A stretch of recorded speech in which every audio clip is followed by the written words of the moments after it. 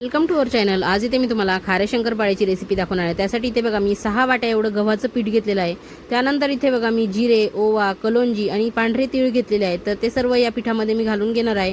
तुम्ही मैदा वापरून सुद्धा हे शंकरपाळे करू शकतात किंवा अर्धा मैदा आणि अर्ध गव्हाचं पीठ असं सुद्धा वापरून तुम्ही हे करू शकतात।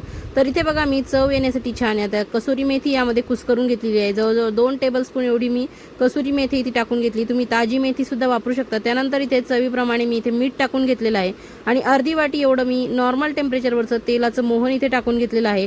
तुम्हाला तुपाचं किंवा बटरचं यापैकी कुठलंही मोहन टाकायचं असेल तर तुम्ही इथे वापरू शकतात। तेल, तूप, बटर यापैकी तुम्हाला जे आवडतं ते तुम्ही इथे वापरू शकता। तर अशा पद्धतीने बघा संपूर्ण हे तेल आपण या पिठाला चांगलं चोळून घेणार आहे। त्यामुळे आपले शंकरपाळे एकदम मस्त खुसखुशीत असे लागतील। आणि इथे बघा नॉर्मल टेम्परेचरवरचंच पाणी घेऊन एकदम घट्ट असा गोळा आपल्याला या कणकेचा भिजवून घ्यायचा आहे। तर थोडं थोडं करून पाणी टाकायचं आहे आणि चांगली घट्ट अशी ही कणिक भिजवून घ्यायची आहे। तर खायला एकदम मस्त खुसखुशीत आणि एकदम भारी असे हे शंकरपाळे लागतात। तर गोड शंकरपाळ्यांपेक्षा जास्त आमच्याकडे खारे शंकरपाळे खूप आवडतात। माझ्या आईच्या हातचे खारे शंकरपाळे माझ्या मुलांना खूप आवडतात। त्यामुळे मी देखील त्यांना इथे आता हे छान असे येता जाता खाण्यासाठी करून ठेवणार आहे। आणि इथे बघा मस्त आपली कणिक भिजवून झालेली आहे। तर अशा पद्धतीने त्यातलाच एक छोटासा गोळा काढून घेतलेला आहे आणि मस्त इथे पीठ लावायची गरज नाही, तेल लावायची गरज नाही, अशी आपली छान अशी ही कणिक भिजवून झालेली आहे।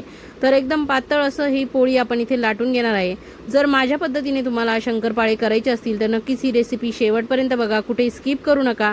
आणि आवडल्यास चॅनलला सबस्क्राईब करा, व्हिडिओ लाईक नक्की करा आणि इतरांना हा व्हिडिओ शेअर देखील करा। तर मस्त असे हे शंकरपाळे आपले इथे तयार होणार आहेत। तर असे शंकरपाळे चहामध्ये, कॉफीमध्ये टाकून खायला सुद्धा छान लागतात किंवा येता जाता थोडेसे 2-3 तोंडात टाकायला सुद्धा खूप मस्त लागतात। आणि इथे जी मी कसुरी मेथी वापरली त्याने देखील खूप मस्त अशी चव येते या शंकरपाळ्यांना, एक वेगळीच चव लागते खाताना। तर तुम्ही असे शंकरपाळे घरात करून ठेवू शकता किंवा हॉस्टेलवर बाहेरगावी तुमची मुलं राहायला असतील तर त्यांना देखील अशा पद्धतीने शंकरपाळे करून देऊ शकता किंवा तुम्ही प्रवासाला कुठे चालले असेल तर तुम्ही सोबत हे शंकरपाळे घेऊन जाऊ शकतात। तर अशा पद्धतीने उभे आणि आडवे काप करून हे शंकरपाळे मी इथे कट करून घेतलेले आहेत। तर तुम्हाला जर यामध्ये तिखट आणि हळद किंवा इतर कोणते अजून मसाले जर ॲड करायचे असतील तर ते सुद्धा टाकून तुम्ही ह्या पद्धतीने शंकरपाळे मस्त तिखटवाले बनवू शकतात। तर अशा पद्धतीने नक्कीच तुम्ही ही रेसिपी ट्राय करून बघा। आणि तुमच्याकडे अजून कुठल्या आयडिया असतील वेगवेगळ्या शंकरपाळ्यांच्या त्या देखील माझ्यासोबत तुम्ही शेअर करा। तर इथे बघा अशा पद्धतीने एक एक करून मी हे सगळे शंकरपाळे कट केलेले काढून घेणार आहे। तर असे मी कट करून घेतलेले आहेत आणि आता संपूर्ण प्लेटमध्ये मी काढून घेतलेले आहेत। आणि तोपर्यंत मी इथे तेल गरम करून ठेवलं होतं आपले शंकरपाळे लाटून होईपर्यंत। आणि हे असे एकमेकाला चिटकले, तुम्हाला वाटतील की हे असेच राहतील की काय, तर तेलात गेल्यावर हे एकदम आपोआप असे एकमेकांपासून वेगळे होतात, असे सुट्टे सुट्टे होऊन जातात। त्यामुळे बिलकुल काळजी करायची गरज नाही। तेल आपलं चांगलं तापलेलं पाहिजे आणि मस्त आपण यामध्ये हे शंकरपाळे टाकून घ्यायचेत।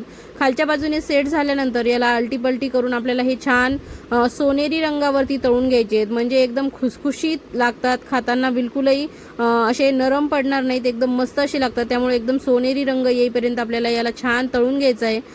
मध्येच थोडासा गॅस मोठा करू शकतात, मीडियम करू शकतात। तर हाय आणि मीडियम अशा दोन्ही फ्लेमवर तुम्ही थोडा वेळ करून हे शंकरपाळे छान असे तळून घेऊ शकतात।